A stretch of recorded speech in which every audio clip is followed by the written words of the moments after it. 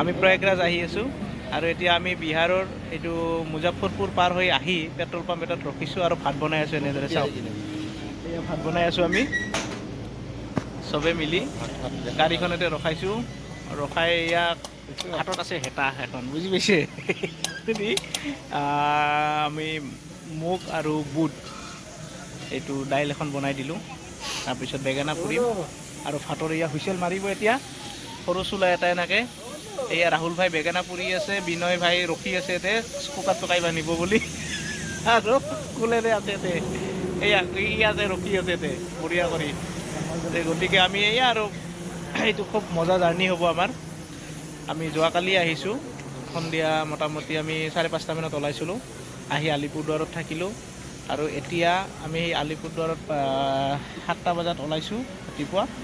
এতিয়ালৈকে এইখিনি জেগা আহি পাইছোঁ আমি তো ইয়াৰ পৰা আৰু 450 কিলোমিটাৰ যাবলৈ আছে প্ৰয়াগৰাজলৈকে তো এতিয়া আমি এই ভাত খাম ভাত বনাই আছোঁ ভাত হ'লে ভাত খাম ভাত খাই 1 ঘণ্টা ৰেষ্ট কৰিম ৰেষ্ট কৰি আমি আজি ৰাতি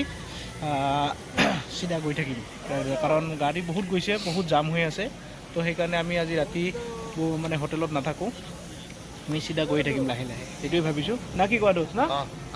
লাহে লাহে এনেকৈ যাই থাকিম আৰু যি আছে আছে না কি কোৱা যেতিয়া আমি দৰ্শন কৰিম ভগৱানৰ আশীৰ্বাদত তাকে প্ৰয়াগৰাজ দৰ্শন কৰিম আৰু তাৰপিছত কাম কৰি ল'ম সেইটোৱে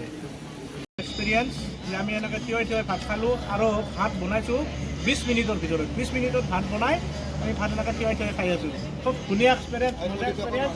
কেনেকুৱা কেনেকুৱা খাই মজানে দালি কেনেকুৱা হৈছে বঢ়িয়া জয় শ্ৰীৰাম ঠিক আছে তোমাৰ